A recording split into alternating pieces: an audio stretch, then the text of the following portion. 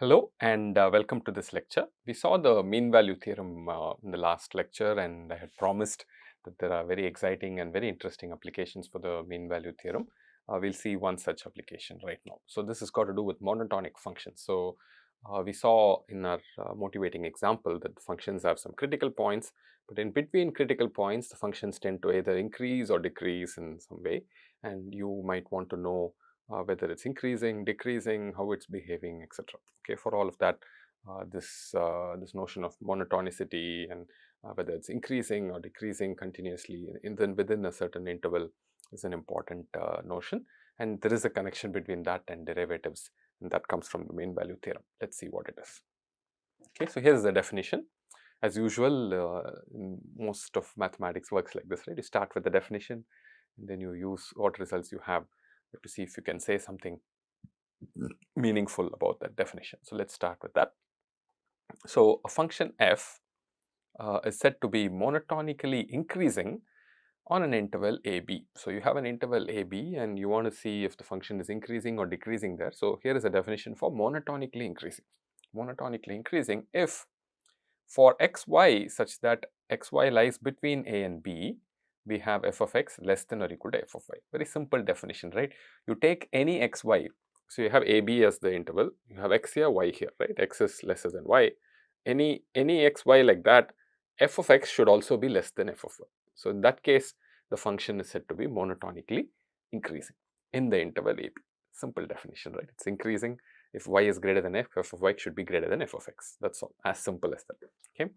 Monotonically decreasing is the opposite definition. A function f is said to be monotonically decreasing on AB if for xy that lies within AB, if y is greater than x, f of y will be less than or equal to f of x, right? So the other way around. So monotonically decreasing, it's falling. Okay, so definition seems simple enough. In an interval, f could be monotonically increasing, f could be monotonically decreasing, or you can also have cases where it is neither. Okay, don't think that f is either monotonically increasing or decreasing. It could be increasing for some time and then decreasing for the other within the interval.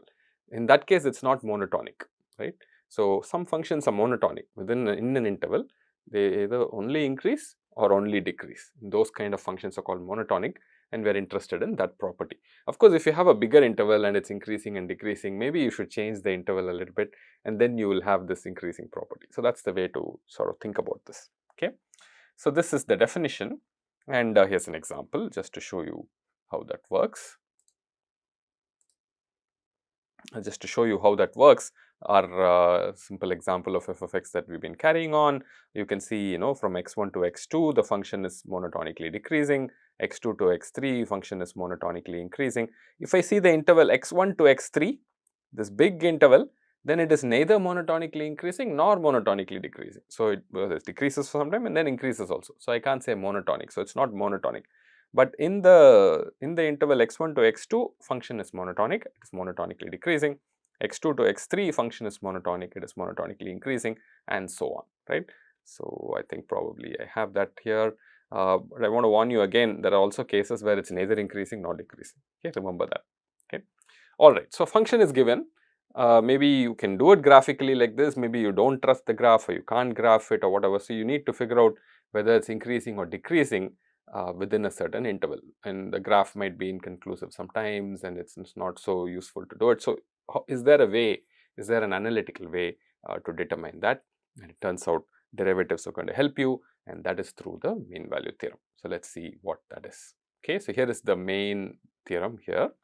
If a function f is differentiable in that interval AB, okay, if it is differentiable in that interval AB, then it turns out the sign of the derivative in that interval determines whether it is monotonically increasing, whether it's constant, or monotonically decreasing.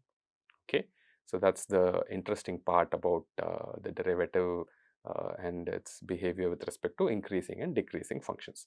So if the derivative is greater than or equal to 0 for all x in that interval, then f is monotonically increasing. If the derivative is equal to 0 for all x in the interval, then f is constant. If the derivative is less than or equal to 0 for all x in the interval, f is monotonically decreasing. Okay, simple result. This is a theorem, and so we need to see the proof, right? So here's a proof. Proof is really easy, and mean value theorem gives you the proof.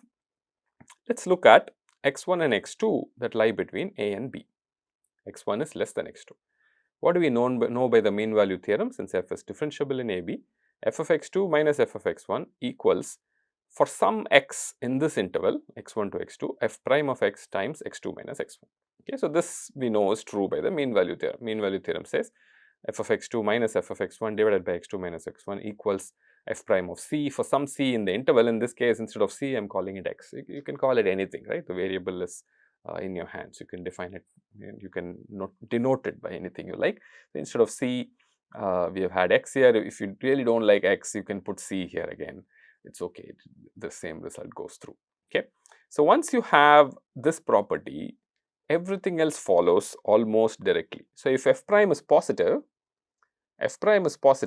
you see that, see, x2 minus x1 is positive because x2 is greater than x1. So x2 minus x1 is positive.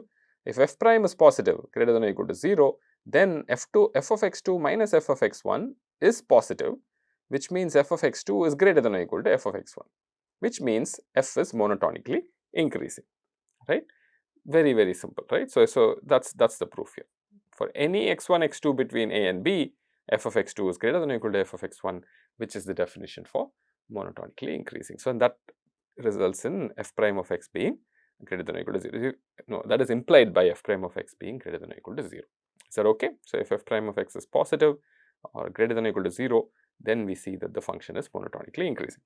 On the other hand, if f prime of x is equal to 0, then clearly, f of x2 equals f of x1, and likewise if f prime of x is less than or equal to 0, then f of x2 is less than or equal to f of x1. Notice all these assumptions, these are very important. F needs to be differentiable in the entire interval AB, and the sign of f prime should be the same for all x in the interval. Then you can conclude about monotonically increasing, monotonically decreasing, etc. So using the mean value theorem, the proof is more or less immediate. Okay. So the main moral of the story, this is the main moral of the story here. The sign of the derivative, when the derivative exists, the sign of the derivative determines whether the function is monotonically increasing, constant, or decreasing. If it's positive, increasing; 0, constant; negative, decreasing. Okay, simple fact. This is important to remember. Okay. Okay, so let's do a few problems. Here are a bunch of functions that I've given here, easy enough functions that we have played with in the past, and you have to determine whether or not these functions are increasing, decreasing, in which interval they may be increasing, in which interval they may be decreasing, which interval they are a constant, things like that.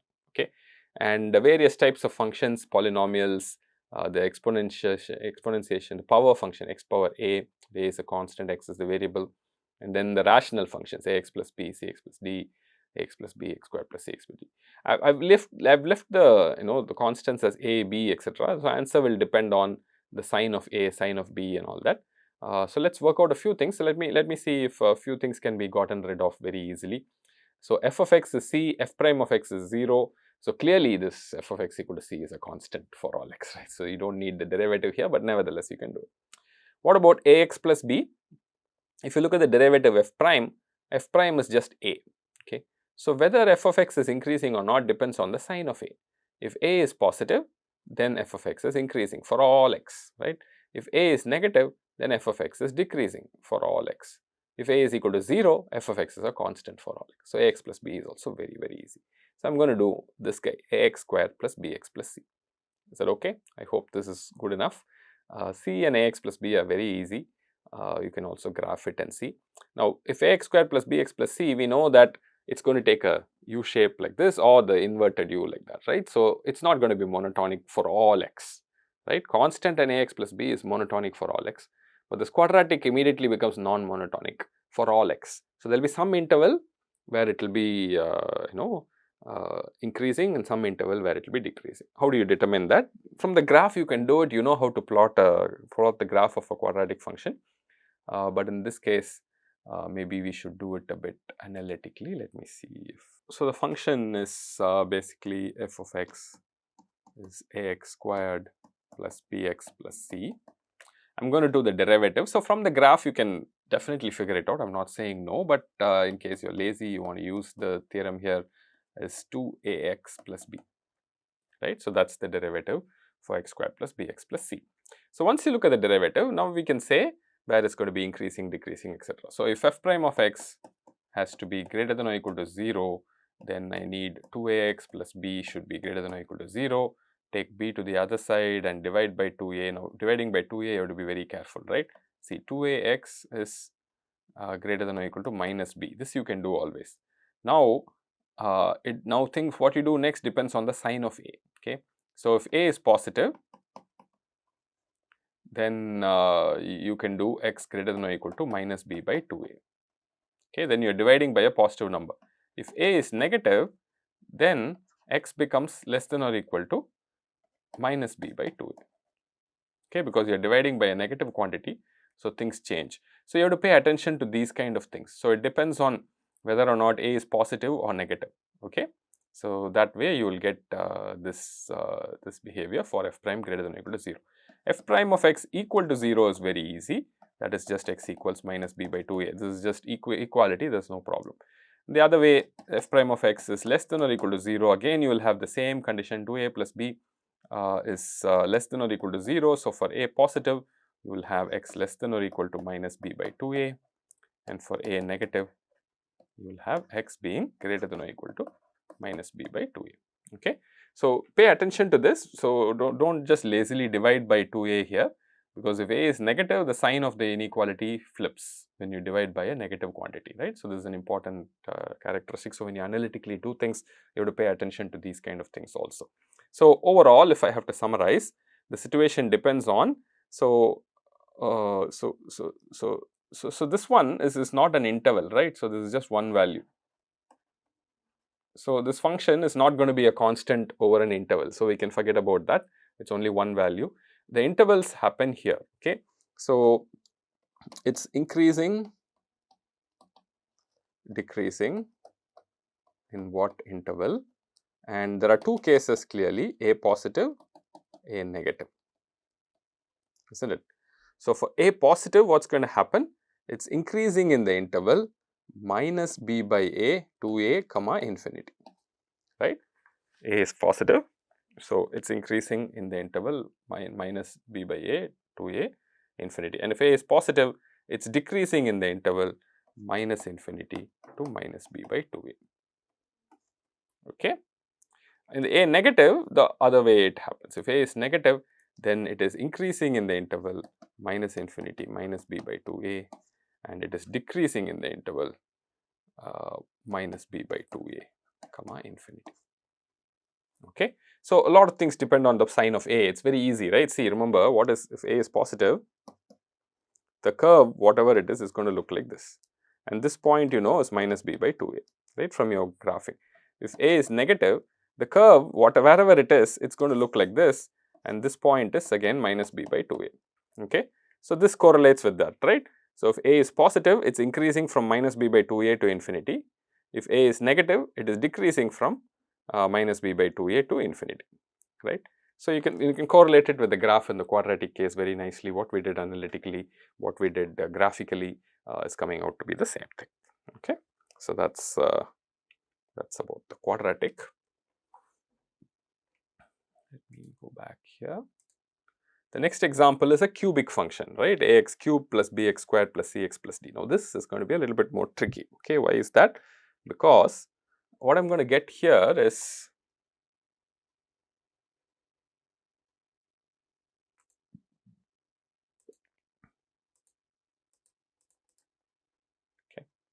so what I am going to get here is a cubic function. Yes, if you have a cubic function, ax squared plus bx plus c, I'm sorry, it's cubic, right. So, ax cube plus bx plus c plus bx squared plus cx plus d. Okay. The derivative now is a quadratic. Okay, 3ax squared plus 2bx plus c. Okay. So, now the answers are going to be depending on the sign of the quadratic, right. So, now the plot of the quadratic, it depends on how you do it, right. So, for instance, one of the things is you take 3a common outside, x squared plus 2b by 3a x plus c by 3a, right. So, this is the general method. I am just telling you the general method here. This is how we plotted the quadratic also, right. So, a lot of things depend on whether A is positive or not, but not just that, you also have to see what happens inside this, right, b by 3a whole square. So, you do the completing of square, it will just give you a clear idea of what is going to happen, minus b squared by 9a squared. So, this is just to tell you how this looks. So, basically you have to figure out places where the derivative is the quadratic function is negative, positive and 0, right. So, that is a little bit more tricky than figuring out linear functions, right. So, this is the equation, okay. So, now this you can say is greater than or equal to 0. So, if you say this is greater than or equal to 0. So, let me just show greater than or equal to 0. I will leave less than or equal to 0 as an exercise, okay. So, if A is positive, okay, so I am looking at f prime of x greater than or equal to 0. So, which means this whole thing is greater than or equal to 0. If A is positive, I can divide by 3a and get rid of it. So, I want x plus b by 3a whole squared plus c by 3a minus b squared by 9a squared to be greater than or equal to 0. So, a lot of things depend on the sign of this, okay. If this is positive, if this quantity is positive, then this whole thing is positive all the time, right. You do not have to bother at all. So, now again further conditions come, okay. So, you have to check not just a positive, c by 3a minus b squared by this sort of like the determine this quantity here, whether it is positive or negative. This could be positive or this could be negative. So, this quantity ends up playing a role here. If it is positive, then all x, right, all x, because f prime of f(x) is greater than or equal to 0 for all x, okay, that is the thing, minus infinity to infinity. If it is negative, then you should move it to the other side, you will get positive, and then you can take a square root. So, what happens here is b by 3a whole squared is greater than or equal to b squared by 9a squared minus c by 3a, and then remember this is square being greater than or equal to, now you will get two intervals on both sides, right. So, it will come out as so you could have, there are two possibilities here, x plus b by 3a is greater than or equal to the positive square root of b squared by 9a squared minus c by 3a, or it can also happen that x plus b by 3a is less than or equal to minus positive square root of minus c by 3a. So, both of these are possible, okay. So, you will have both sides. So, what happens, I think if you want to visualize this graph is a is positive is okay, when this is positive, the graph looks somewhere like this, right, it goes off up like that, okay. That is why for all x f prime is positive. When this guy is negative, the graph will cut the x axis and it will cut it in two places, and these are the two places where it will cut, right. So, it is just quadratic equation solving. So, it will cut in two places. So, this part and this part are both the parts where f prime is positive. Okay, negative is just the other part of it. If it is positive for all x, then it is not negative anywhere, and on the other hand, if it is negative, if this quantity c by 3a minus b squared by 9a squared is negative, then f prime of x is negative between these 2 points, right. So, that also you can figure out, okay. So, let me just write that down, f prime of a. So, if a is positive, likewise here f prime of x is less than or equal to 0, and then a positive, right, then this will happen under two conditions again, c by 3a minus b squared by 9a squared. You do not have to mug up all these things. I mean, you saw how I did it, it is quite easy to see. If this is positive, then no x, right. So, it is no x because it has gone up. If it is c by 3a minus b squared by 9a squared, if this guy is negative, then it is between these two things. So, x plus 3b by 3a should be less than or equal to square root of b squared by 9a squared, sorry, minus c by 3a, and it is greater than or equal to minus of that quantity, root of b squared by 9a squared minus c by 3a. I hope this is okay. So, I have solved for the a positive case. A negative case is also very, very simple. It will just flip around like that, and then the same quantity will come in, and you will see just the opposite results will be true. I am not working it out in detail, but you can see how analytically one can figure out increasing decreasing part as well. Hope that's clear. Okay, so let me quickly do x power a. This is not too bad. Okay, so you'll see. So if you have x power a, right, the derivative is a times x power a minus 1, right, a times x power a minus 1. Okay, so a lot of things depend on the sign of a, right. You can see immediately the sign of a will play a big role. If a is positive, then x power a, the derivative ends up being positive. If a is negative, then the derivative ends up being negative for positive x, right. We'll restrict ourselves to positive x, right. So remember, x power a, we don't really look for negative x because it can lead to all sorts of confusion. So we'll restrict ourselves to positive x. So x is positive, and x power a decreasing or increasing will depend on the sign of a. It's very easy to see, a times x power a minus 1. So if a is positive, then x power a is going to be increasing monotonically. If a is negative, x power a is going to be decreasing monotonically. Okay, so ax plus b by cx plus d. Let me do this guy. This one is a bit more interesting. Okay, so let's do ax plus, this alone I'll do. The next one I will leave it as an exercise. F of x is ax plus b by cx plus d. With actual numbers it's sometimes easier, but this is also not too bad. You'll see f prime of x is cx plus d times a minus ax plus b times c divided by cx plus d whole squared. So this is very nice. This whole squared is very nice because it's never going to be so we'll only bother about x not equal to cx plus d not equal to 0, right.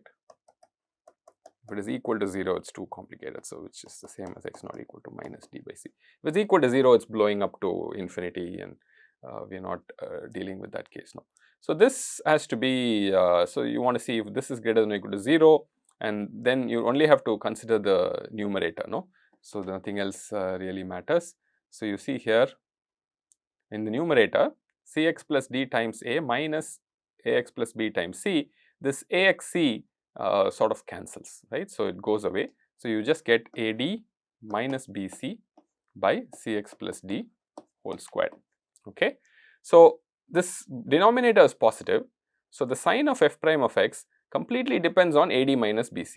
So if ad minus bc is greater than or equal to 0, then it is increasing. If ad minus bc is less than or equal to 0, it's decreasing, isn't it? So it's very nice, isn't it? So it's very easy to figure out what happens here. There's no confusion or anything like that. A very simple analytical case. And once again, don't have to mug this up. It's very easy to recollect and do this very easily. So a lot of things depends on the sign of A, B, C and D, of course, but in this particular fashion, if AD is equal to BC, then the derivative is 0, right? At that point, it sort of becomes 0. Okay. Yeah, so maybe I should look at what happens if AD is BC. AD is equal to BC, then f of x is ax plus b by cx plus d, right? So what's going on here? So if AD is equal to BC, then I can multiply numerator and denominator by say, or I can do the other way around. Let's assume all of these cases are non-zero. I mean, if it is 0 and all, then too many complicated cases are there. Let's say ABCD is non-zero. Then you can put in ax plus b by cx plus, instead of d, I can say it's bc by a, right? So now you cross multiply and pull things common out. You're going to see this becomes ax plus b by c times c by a times ax plus b. Is that okay? So these two guys cancel, so you guys get a by c. So that's what I meant by saying if AD is equal to BC and this ABCD are non-zero, then this f of x becomes a constant. Okay, so it's an interesting thing to remember. And if AD minus BC is greater than or equal to 0, if it's increasing. If it's less than or equal to 0, it is decreasing. Okay, so this other example also will work out. The last one I will leave as an exercise. It will also be sort of similar, but except you will get a quadratic. Maybe you will get a quadratic. You can check that. So it will change the way you the numerator sign changes. Okay, so this is a more interesting function, but this one is a very nice and simple function in some sense. Okay, so that concludes this lecture. I hopefully you got the main idea of this lecture. The main idea is the sign of the derivative determines whether the original function is increasing or decreasing. Okay, main idea is that, and that comes through the mean value theorem, and you can use it analytically to determine increasing and decreasing parts of the function. Okay, thank you very much.